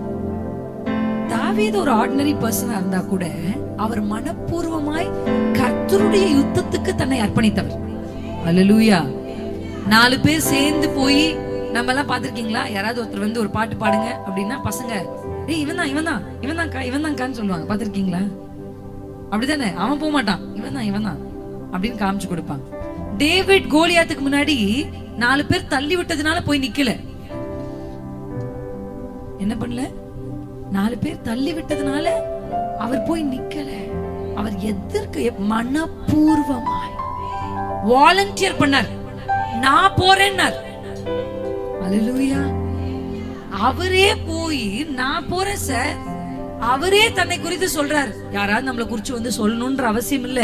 அவர் போய் சொல்றாரு, ஒரு விசை சிங்கம் வந்துச்சு, ஒரு விசை கரடி வந்துச்சு, என் கைகளினாலே நான் அதை கிழித்தேன், அழித்தேன், ஆட்டுகளை காப்பாற்றினேன். அவரே வாலண்டியர் நான் போறேன்றார். நீங்க யோசிச்சு பாருங்க அந்த சம்பவத்தை. அவர் போறாரு, சவுலுடைய டிரெஸ் அவருக்கு கொடுக்கப்படுது. ஆனா அதை தாங்குற பலன் கூட என்ன இல்ல, தாவீதுக்கு இல்ல. ஆனா மனப்பூர்வமாய் அவர் தன்னை ஒப்பு கொடுத்ததினாலே கர்த்தர் அன்றைக்கு அவருடைய நீதியை சரி கட்டினார். ஆண்டவர் நீதியை சரி கட்ட ஆயத்தமா இருக்கிறார். ஆண்டவர் பெலிஸ்தர்களுக்கு முடிவு கட்ட ஆயத்தமா இருக்கிறார். ஆண்டவர் எகிப்தியரை கடற்கரையில் அழிக்க ஆயத்தமா இருக்கிறார். ஆண்டவர் 900 இருப்பு ரதங்களையும் அழிப்பதற்கு அவர் ஆயத்தமா இருக்கிறார். ஆனா யாரு கோஆபரேட் பண்ண போறீங்க? யார் வாலண்டியர் பண்ண போறீங்க? யாரோ தள்ளி விட்டு கிடையாது, நீங்களா. அல்லேலூயா.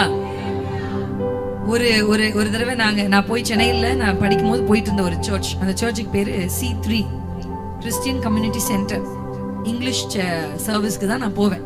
அப்ப ஒரு ஈவினிங்ல, சண்டே ஈவினிங்ல ஒரு மிஷனரி வந்திருந்தாரு. அவர் மிஷனரிக்காக ஒரு விசேஷத்தை கூட்டத்தை வைத்திருந்தாங்க. அப்ப நானும் போனேன். நான் போகும்போது சர்ச் ஃபுல்லா இருந்ததுனால ஃப்ரண்ட் சீட்ல ஒரு இடம் இருந்துச்சு. இந்த வாலண்டியர் எல்லாம் இருப்பாங்கல்ல, வாங்க ஃப்ரெண்ட் கூட்டு வந்து என்ன தனியா உட்கார வச்சிட்டாங்க. என் ஃப்ரெண்ட்ஸ் எல்லாம் பின்னாடி உட்காந்துருக்காங்க, என்ன மட்டும் ஃபர்ஸ்ட் ரோல உட்கார வச்சிருக்காங்க. உட்காந்துட்டு இருந்தேன். மிஷனரி பேசினாரு, அழுதும் கலங்கணும், அவருடைய தியாகமுள்ள வாழ்க்கையை பற்றி தெரிந்து கொண்டோம்.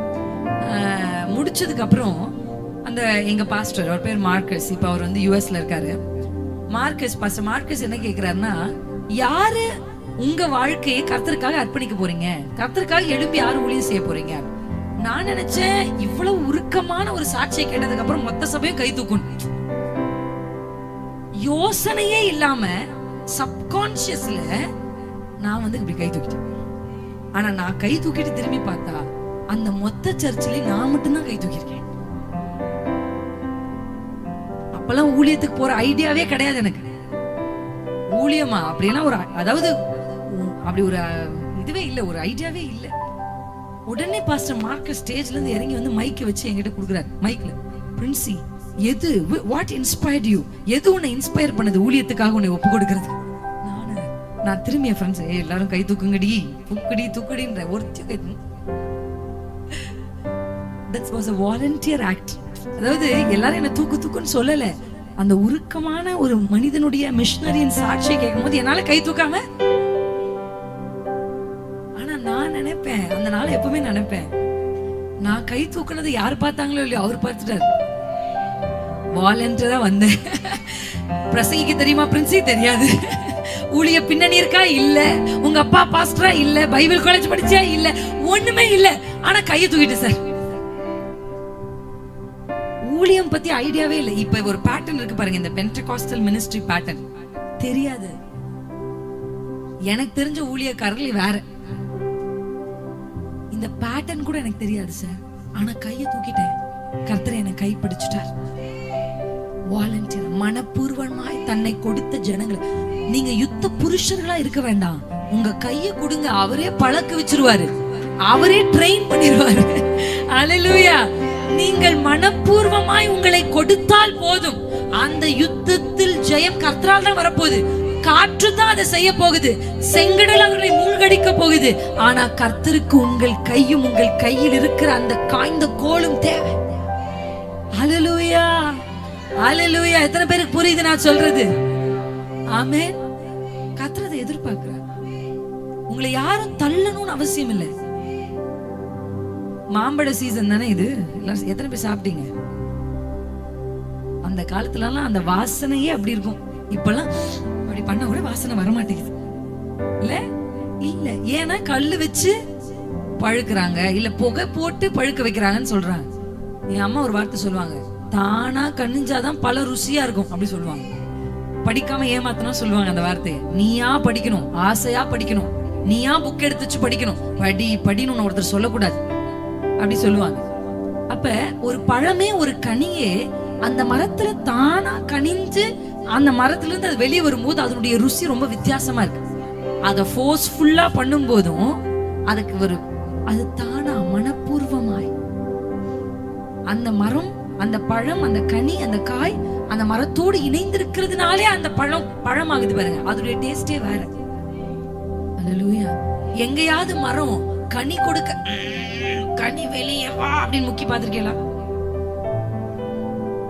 மரம் எங்கேயாவது முக்கி பார்த்திருக்கீங்களா கனி கொடுக்க? ஏன்னா மரம் வேர் இருந்தா மரம் தானா கனி கொடுக்கும். ஜெயம் என்பது கடினமான விஷயம் இல்ல கிறிஸ்தவர்களுக்கு. கர்த்தரோட நீங்க இருந்தா ஜெயம் தானா நடக்கும். அல்லேலூயா. எத்தனை பேருக்கு புரியுது நான் சொல்ல வரது?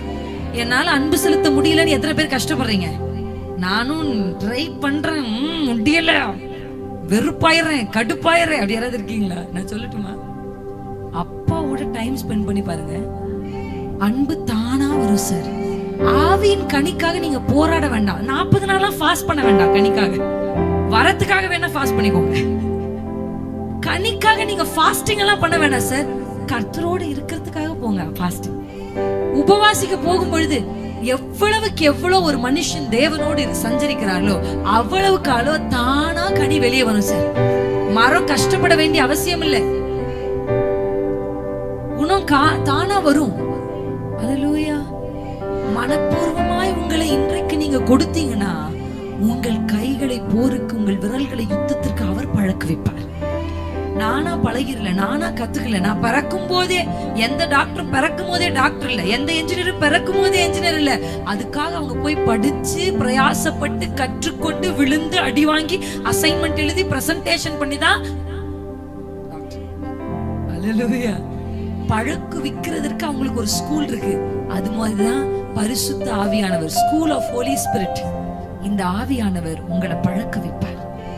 உங்க விரல்களை முதல்ல சிங்கத்தை அனுப்புவார், அடுத்து கரடி அனுப்புவார். அல்லேலூயா. ஒரு மனிதன் கொஞ்சத்துல உண்மையா இருந்தாதான் அதிகத்தின் மேல் அதிபதியா இருக்க முடியும். அல்லேலூயா.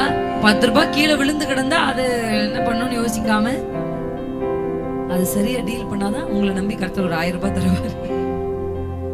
அல்லேலூயா. அல்லேலூயா. கர்த்தர் கவனிப்பாரு. ஒரு சிங்கம் யோசிச்சு பாருங்க, அந்த சிங்கம் வந்த உடனே தாவீது ஓடுறா. ஒரு நாயை பார்த்தா நம்ம ஆட்கள் ஓடிடுறோம். ஓடுறா, நம்ம முக்கியமா ஆடு முக்கியமா, நம்ம தாண்டா முக்கியம் ஓடி இருந்தாருன்னா எனக்கு தெரிஞ்ச ஒரு ராஜாவா இருக்க வாய்ப்பில்லைன்னு நினைக்கிறேன். அந்த சிங்கம் கர்த்தரால் அனுமதிக்கப்பட்டு வந்தது. சிங்கம்ன்றது ஒரு டெஸ்ட். ஒரு ஆட்டுக்காகவே இவன் ரிஸ்க் எடுக்கிறானா, இவனை நம்பி என் ஜனத்தையே தருவேன் ஆண்டு முடிவெடுத்தார். அல்லேலூயா. நான் சொல்றேன், வாலிப பிள்ளைங்க என்ன கேட்டுட்டு இருக்கீங்க, சும்மா இது படிக்கிறது தானே, சும்மா ஸ்கூல் போறது தானே, சும்மா அம்மா அப்பா. நீங்க உங்க சின்ன சின்ன அசைவுகளை கர்த்தர் பார்க்கறாரு. உங்களுக்கு கொடுக்கப்பட்ட சின்ன படிப்புல நீங்க உண்மையா இருங்க. சில பேருக்கு 100 மார்க் சுலபமா எடுப்பாங்க, சில பேர் 50 மார்க் தான் எடுப்பாங்க. அவ்வளவுதான் கெப்பாசிட்டி. உங்க பிள்ளை இங்க பின்னாடி எல்லாருக்கும் சொல்றேன், கெப்பாசிட்டி உங்க பிள்ளைக்கு என்னன்னு தெரிஞ்சுக்கோங்க. அந்த பிள்ளை பாரு 100 மார்க் எடுக்குது, நீயும் 100 மார்க் எடுனா அவனுக்கு அது வராது. அவனுடைய கெப்பாசிட்டி 80னா அவனை நல்லா புரிந்து 80 மதிப்பெண் எடுக்கிறதுக்கு உதவி செய்யும். அவன் கெப்பாசிட்டி பாஸ் தான் ஆவானா, அவன் நல்லா புரிந்து அந்த 35 மார்க் எடுக்கிறதுக்கு அவனுக்கு உதவி செய்யும். அவ்வளவுதான் அவன் கெப்பாசிட்டி. அந்த கெப்பாசிட்டியை புரிஞ்சு என் பிள்ளைக்கு என்ன வரும் என்ன வராது அப்படின்றது கர்த்தரிடத்துல கேளு. இவ்வளவுதான் அந்த பிள்ளை கெப்பாசிட்டி, அது மட்டும் தான். அதை படிச்சு அந்த பிள்ளை வெளியில வரட்டும், அது போதும். அல்லேலூயா. ஆமென். எத்தனை பேருக்கு புரியுது? ஆமா, எனக்கு ரொம்ப அவமானமாயிருச்சு, எனக்கு ரொம்ப அசிங்கமாயிருச்சு, பாரு அந்த வீட்டுக்குள்ள இவ்வளவு மார்க் எடுத்திருக்கு, நீ இவ்வளவு எடுத்திருக்க, அப்படிலாம் பேசாதீங்க. மார்க் எடுத்த புள்ளதான் வாழ்க்கையில ஜெயிக்குதா? எனக்கு அசிங்கமாயிருச்சு. பிள்ளைய உங்களுக்காக வளங்க, கர்த்தருக்காக வளங்க, அடுத்த வீட்டுக்காரனுக்காக வளர்க்காதீங்க. பாதி பேர் புள்ள பெத்துக்கிறது அடுத்த வீட்டுக்காரக்காது. உங்களுக்கு ஏன் சார் புள்ள வேணும்னு மைக்கு கொடுத்து பாருங்க. புள்ள இல்லைன்னா ஏதாவது சொல்லுவாங்க இல்ல. ஒரு பிள்ளைய ஒரு தலைமுறையை வளர்த்து இயேசுக்கு கொடுக்கணும்னு வைராக்கியத்துல எத்தனை பேர் சார் பிள்ளை வளர்க்குறாங்க? பிள்ளை இல்லைன்னா இப்ப கேட்டு பிள்ளை இல்லைன்னா ஏன் கலங்குறீங்க? 4 பேர் கேட்கறாங்க. 4 பேர் கேட்கறதுக்கெல்லாம் பிள்ளை பெத்துக்க முடியாது. கர்த்தர் எனக்கு எப்ப பிள்ளை தர அப்பதான் பிள்ளை பெத்துக்க முடியும். அல்லேலூயா. அவன் கேட்பான் பிள்ளை பெத்தோன்னு பிள்ளை பெத்து எல்லாரும் கேட்பாங்க. அதெல்லாம் கண்டுக்காதீங்க. அந்த பிள்ளை இவ்வளவு எடுத்திருக்கு என்ன நீ அசிங்கப்படுத்துற அப்படிலாம் பிள்ளைகிட்ட சொல்லாதீங்க. உங்க பிள்ளைகள் உங்களுக்கு இருக்கிற ஒரு பெரிய கனம், க்ளோரி. இப்படி ஒரு பிள்ளைக்கு வேணும்னு எத்தனையோ பேர் கோடிக்கணக்கில் காசு வச்சுட்டு வெயிட் பண்றாங்க, கிடைக்கல. கர்த்தர் பிள்ளைகளை கொடுத்திருக்கிறாரு. அல்லேலூயா. அவனுக்கு அவ்வளவுதான் வருதா? சரி தம்பி, உனக்கு 60 மார்க் தான் எடுக்க முடியுது, ஆனா புரிஞ்சு படி. உனக்கு என்ன ஹெல்ப் வேணும் என்கிட்ட கேளு, உனக்கு வேற ஏதாவது பண்ணணுமா ஹெல்ப், அப்படி பேசுங்க பிள்ளைகள் இடத்துல. அவங்க அந்த வழிக்கு வருவாங்க. பாதி பிள்ளைங்க யூத் மீட்டிங் முடிச்ச உடனே எங்க கிட்ட வந்து பேசுறாங்க. 1 மணி நேரம் மெசேஜ் எடுத்து முடிச்ச உடனே அந்த பிள்ளைங்க எங்க கிட்ட ஓடி வருது. ஆனா வாழ்நாளெல்லாம் உங்க கூட வந்து உங்க பக்கத்துல உட்கார்ந்து உங்க பிள்ளைகள் தைரியமா பேசுவாங்களா? உங்கள் பிள்ளைகள் உங்கள் அருகில் உட்கார்ந்து அவங்க பலவீனத்தை உங்களோட பகிர்ந்து கொள்வாங்களா? உங்க பிள்ளைகள் உங்க பக்கத்துல உட்கார்ந்து அவங்க தோல்வியை உங்களோட பகிர்ந்து கொள்வாங்களா? அப்படி ஒரு தாய் தகப்பனா நீங்க இருக்கீங்களா? என் பின்னாடி ஒரு பையன் வந்த போது எங்க அம்மா கிட்ட தான் ஃபர்ஸ்ட் போய் சொன்னேன், அப்படி ஒரு அம்மாவா நீங்க இருக்கீங்களா?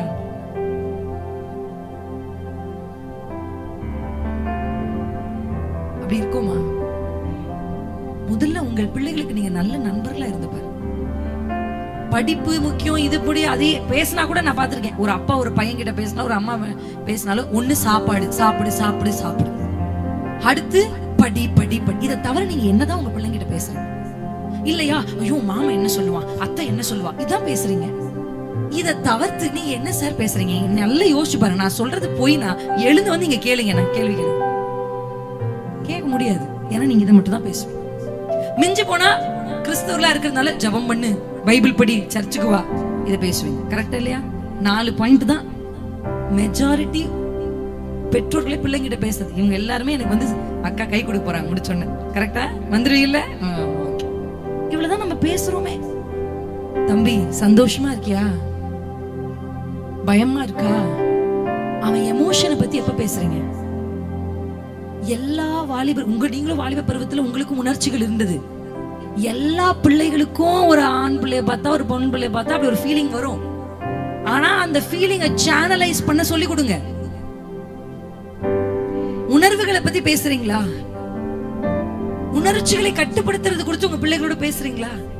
அவனுக்கு எப்படி இருக்கு, இந்த வீட்டுல வாழ்றது அவனுக்கு பிடிச்சிருக்கா, ஒரு நல்ல தாயும் தகப்பனுமா நம்ம இருக்கோமா, உன்னை ஏதாவது வருத்தப்படுற மாதிரி பேசுறோமா? சில பெற்றோர்கள் எல்லாம் பிள்ளைகளை அதுவே இதுவேன்னு பேசுறாங்க. உங்களை அதுவே இதுவேன்னு உங்க அப்பா பேசிருப்பாரு, உங்க அம்மா பேசிருப்பாங்க, ஆனா உங்களுக்கு அது ஒரு பெரிய எஃபெக்டா இருந்திருக்காது. நமக்கு அப்படி ஒரு தோல். ஆனா இதுங்களுக்கு என்ன தோலை பண்ணி கர்த்தனானே தெரியல, தொட்டாலே பலூன் மாதிரி வெடிச்சிருதுங்க. அப்படி ஒரு தோல் அதுங்களுக்கு. நீங்க டக்குன்னு சொன்னா டக்குன்னு உடைஞ்சிருது. தற்கொலை பண்ணிக்கலான் இருக்கேன், எனக்கு டிப்ரெஷனா இருக்கு, இந்த வீட்டை விட்டு ஓடி போலான் இருக்கேன், டிக்கெட்டே புக் பண்றா அவ. உங்களை துவைச்சு காய வச்சா கூட வீட்டு வாசலை தாண்ட மாட்டீங்க. ஒரு வார்த்தை சொன்னா நான் கிளம்புறேன்றா. அதான் இந்த காலத்து பிள்ளைங்க இப்படிதான் இருக்காங்க. கர்த்தர் அதுக்கேற்ற ஞானத்தை, இசக்கர் புத்திரன்னு ஒரு குரூப் இருந்தாங்க இஸ்ரவேல் ஜனத்துல. இந்த குரூப்புடைய வேலையை என்ன தெரியுமா? இவன் போய் ஃபைட் எல்லாம் பண்ண மாட்டான். இசக்கர் புத்திரர்ல ஒரு சில பேர் இருப்பான். இவங்களுடைய வேலையே காலம் எப்படி இருக்கிறதுன்னு காலத்தை கணிச்சு சொல்லுவாங்க. ஃபைட் பண்றதுக்கு 6 பேக்ஸ் உள்ள யுத்த வீரர்கள் இருந்தாலும் இசக்கர் புத்திரர் சொன்னாதான் அவன் எழுந்து போவானே ஃபைட் பண்ண. உங்களுக்கு புரியுதா? காலத்தை நிதானிக்கணும். அம்மா சொன்ன உடனே என்ன எங்க அம்மா அப்படி சொன்னியா அப்படின்னு கிளம்பி வந்து, மனைவி சொன்ன உடனே அப்படி பேசக்கூடாது. என் கணவர் கிட்ட தனியா ஒரு ஆண்கள் கூட்டம் நடத்தணும், அவரை பேச வைப்போம். கரெக்டா கன்வே பண்ணுவார். உடனே போய் இங்க வந்த உடனே போய் அவர் சொல்வாரு, என்னவா இருக்க கூடாதுன்னா டிரான்ஸ்ஃபார்மரா இருக்க கூடாது. இங்க சொன்னது உடனே போய் அங்க சொல்றது. என்னக்கா இப்படி பேசுனியாக்கா, என்னம்மா இப்படி சொன்னியாமா, என்ன நீங்க அம்மா இப்படி சொன்னியா, அப்படி பேசாதீங்க. டிரான்ஸ்ஃபார்ம் உடனே இது வந்தோன்னா அது அப்படியே சொல்லணும் அவசியம் இல்லை. ஸ்டெபிலைசரா இருக்கணும். எவ்வளவு வந்தாலும் எப்ப கொடுக்கணும் பாத்திருக்கீங்களே, ஃப்ரிட்ஜுக்கு மேல எல்லாம் இருக்குல்ல ஸ்டெபிலைசர், அப்படி இருக்கணும். பிள்ளைகளை புரிந்து கொள்ள ஆண்டவர் உங்களுக்கு உதவி செய்வார். நான் சொல்வேன், ஒரு குழந்தை பிறக்கும் போது தான் ஒரு தாயும் பிறக்கிறா. அதுக்கு முன்னாடி நீங்களும் தாய் கிடையாது. ஒரு குழந்தை பிறக்கும் போது தான் நீங்களும் அப்பா ஆகுறீங்க. நீங்க ஏதோ ஒரு 4 வருஷம் போய் எப்படி அப்பாவா இருப்பதுன்னு படிச்சுட்டு வரல. அதுக்கு யாரும் கோர்ஸ் எல்லாம் வைக்கிறது இல்ல. அப்படியே தான் நம்ம பிறக்கிறோம், நம்ம பாட்டுக்கு தத்துக்கா பத்துக்கான்னு வளர்க்குறோம். நம்ம அப்பா அம்மா சொல்லி கொடுத்துருப்பாங்க, முன்னோர்கள் வளர்த்துருப்பாங்க, அப்படியே அப்படியே வளர்க்குறோம். ஆனா காலத்தை நிதானிச்சு இந்த பிள்ளை எப்படி நடத்த எனக்கு கிருபை தாங்கப்பா, நீங்க கேட்கும்பொழுது கர்த்தர் உங்களை பழக்க வைப்பார். அல்லேலூயா, அல்லேலூயா. எத்தனை பேருக்கு புரியுது? யங் சில்ட்ரன்ஸ் நீங்களும் நல்லா புரிஞ்சுக்கணும். உங்களுக்கு ஒரே விஷயம் தான் நான் சொல்வேன், வேற எந்த அட்வைஸ்லாம் உங்களுக்கு அட்வைஸ் பிடிக்காது, அதனால நான் அட்வைஸ்லாம் பண்ண மாட்டேன். உங்களுக்கு சிம்பிளா சொல்றேன், honour your parents no matter what. எப்படி இருந்தாலும் உங்க பிள்ளைகளை, உங்க தகப்பனை தாயை கனப்படுத்துங்க. என்னோட தகப்பன் ஒரு சிறந்த தகப்பன் அல்ல, ஆனா என்னோட தகப்பனை நான் கனவீனப்படுத்தினதே இல்லை. அதுக்கு கர்த்தர் சாட்சி. அல்லேலூயா. என்ன மம்மி டாடி இப்படி பண்றாருன்னு சொன்னாலே எங்க அம்மா பேசாதன்னு வாங்க, அதெல்லாம் நீ பேசக்கூடாது, உன் வயசுக்கு மிஞ்சி பேசாதன்னு சொல்லுவாங்க.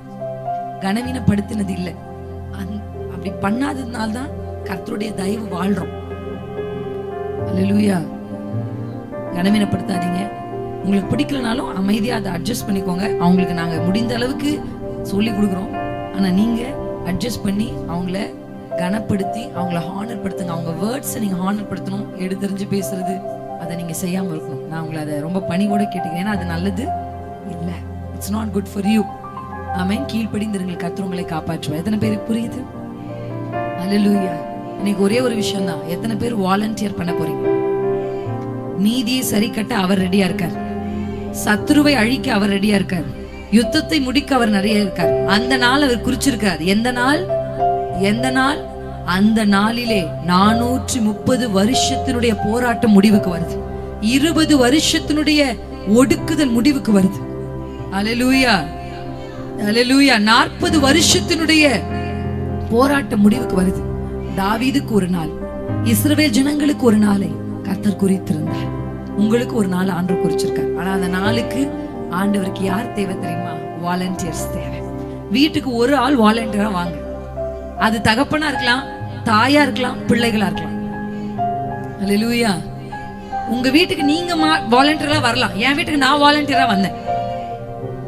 அல்லேலூயா. என் அப்பா அம்மாக்கு முன்னாடி நான் கை தூக்கிட்டேன்.